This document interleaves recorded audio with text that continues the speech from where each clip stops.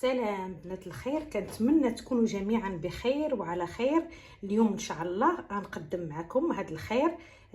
غنقدم لكم واحد البطاطس اللي كتجي رائعه بزاف، كتحضر في المقلاة بطريقه زوينه بزاف، والمذاق ديالها كيجي لذيذ. وكذلك واحد السلطه اخرى بالفلفل اللي كتجي حتى هي رائعه وسهله وبسيطه وكتحضر بسرعه. فالبنات اللي عجبكم الفيديو ديال اليوم ما تبخلوش عليا بلايكاتكم والكومنتات ديالكم والبارطاج مع الاهل والاحباب، باش الفيديو ديالي يشوفوا عدد كثير من الناس وتعم الفائده. جزاكم الله خيرا في الدنيا والاخره. فما نطولش عليكم، نخليكم مع طريقه التحضير والمقادير في نفس الوقت.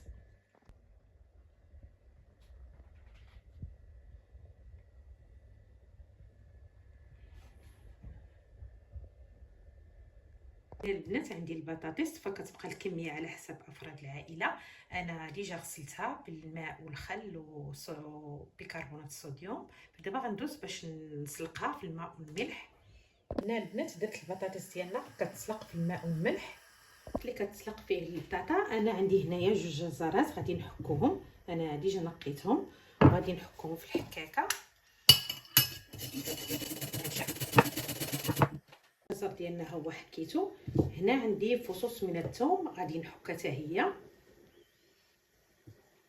وكذلك هو حكيتو. هنا البنات في مقلاة على النار غادي نضيف خليط ما بين زيت الزيتون وزيت النباتيه هكا، وغادي نضيف ليه ديك الثومه اللي حكينا ونخليها تشحر مزيان في هذا الزيت.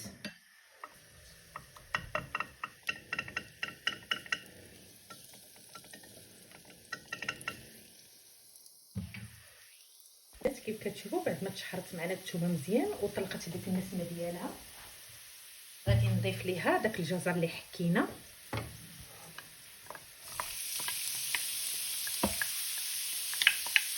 غنخليه يتشحر مزيان.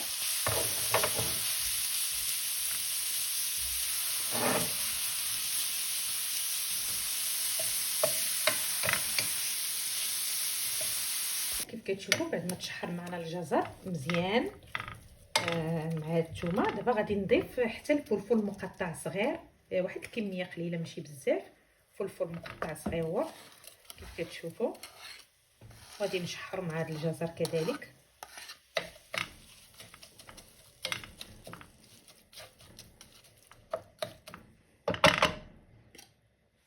غنسدو عليه هكا وغنخليوه حتى يتشحر مزيان.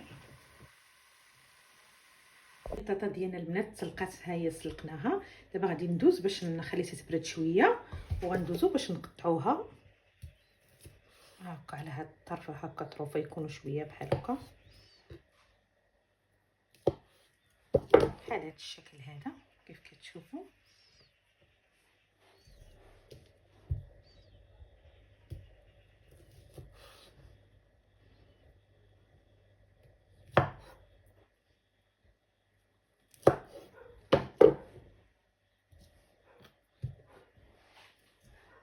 حبات البطاطس قطعناها كلها على هذا الشكل هذا.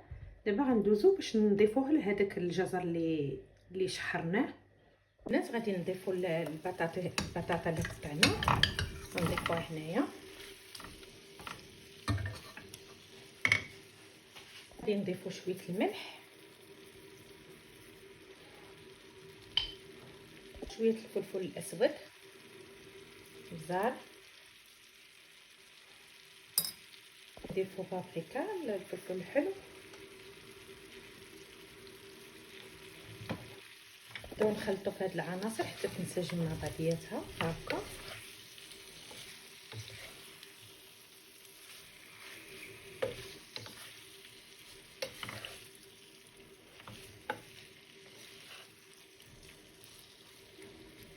في هاد الاثناء غادي نسد على هاد البطاطس ونخليها حتى تحمر معانا. هنا البنات غادي نهزو الغطاء وغادي نضيفو شويه البودره ديال البصل والثوم صافي، ونعاودو نخلطو شويه هكا.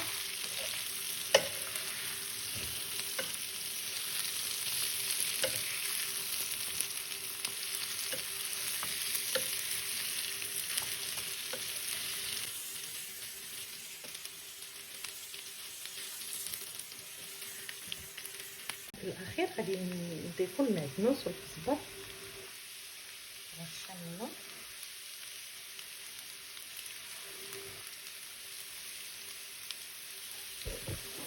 نضيفوا البنات الفرماج كيبقى اختياري، اللي بغى يضيفو يضيفو. صافي كنديرو هكا من الفوق.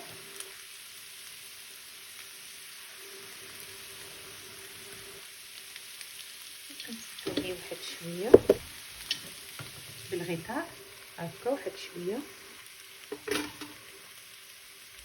شوفوا البنات كيبقى هذا هو الشكل ديالها. انا غادي نحيد الغطاء، غادي نديرها في الصحن هكا.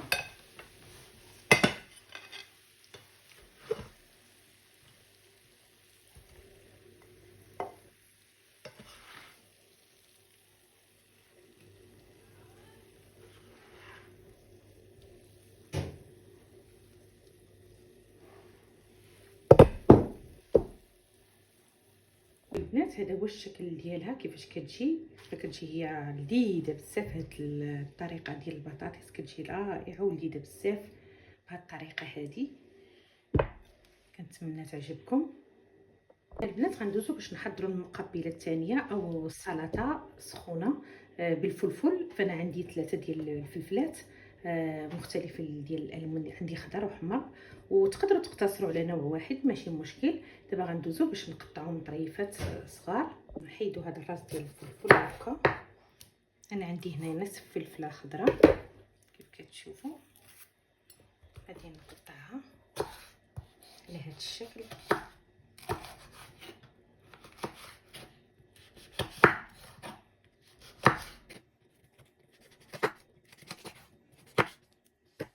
نعاود نرجع نقطعها هكايا بحال هكا بنفس الطريقه الاخرى.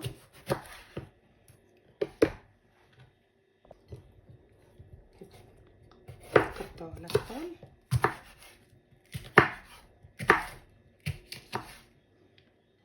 وكنعاودو نقطعو على هذا الاتجاه هكا.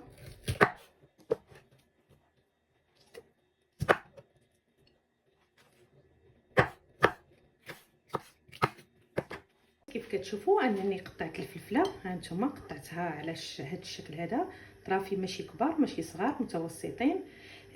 فهاد السلطه هذه البنات سهله وبسيطه، يعني دغيا غادي نوجدوها ما كتحتاجش منا واحد الوقت وكتجي رائعه هاد السلطه هذه.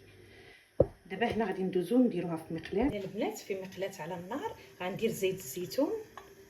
زيت الزيتون هذه كتحضر غير بزيت الزيتون البنات لانها كتجي رائعه هذه. هاد الفلفل هذه بهذه الطريقه هذه. صافي كنديروا الفلفل ديالنا.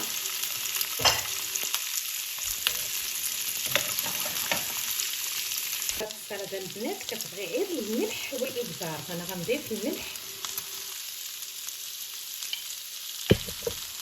غنضيف الفلفل الاسود كيف كتشوفوا. صافي فقط هذه هي التوابل اللي كتبغي، غير الملح والفلفل الاسود. صافي نخليها تشحر معانا.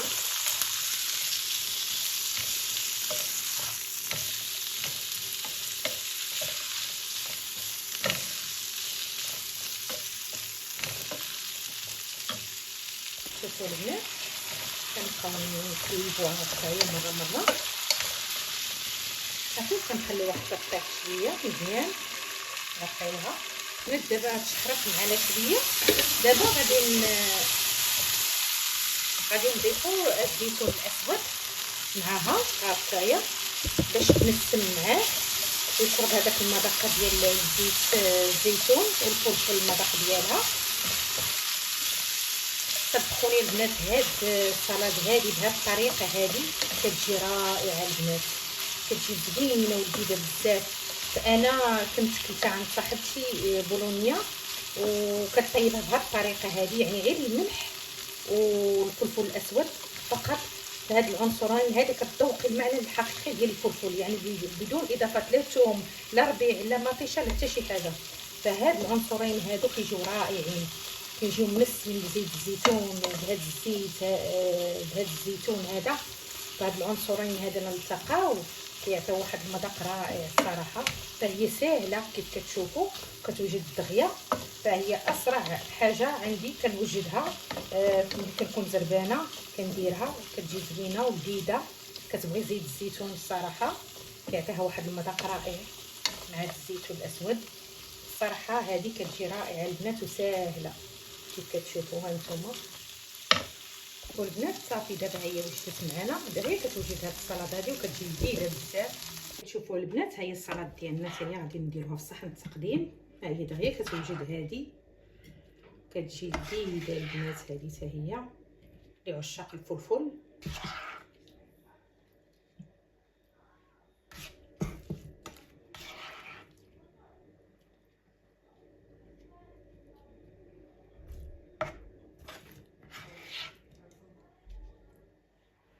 شوفوا البنات، هي السلطه ديالنا الثانيه وجدات. فهي كتجي رائعه وساهله دغيا وجدناها. ايوا كيف كتشوفوا هادو هما السلطات اللي حضرنا اليوم مع بعضياتنا. فهما كيجيو لذاذ البنات اكثر من رائعين. فانا اللذه كنضمنها لكم في هاد السلطات هادو اكثر من رائعين. كتشوفوا البنات، هذا هو الشكل النهائي ديال السلطات ديالنا. فهما كيجيو رائعين ولذاذ البنات. في المذاق ديالهم كيجي رائع بزاف وساهلين كيف شفتوا، ما كياخذوش منا واحد الوقت بزاف. او بالاخص هاد ديال الفلفل بهذه الطريقه هذه فهي كتجي رائعه البنات وسهله في الاستعمال ديالها. ونقدروا نقدموا هاد السلطات يعني نرافقوهم مثلا بالسمك او لا بالدجاج، ولا تقدروا تاكلوا غير هكا. فكيبقى لكم الاختيار. فكنتمنى الفيديو ديال اليوم ينال الاعجاب ديالكم، وخليتكم في امان الله وحفظه، والى فيديو قادم بحول الله.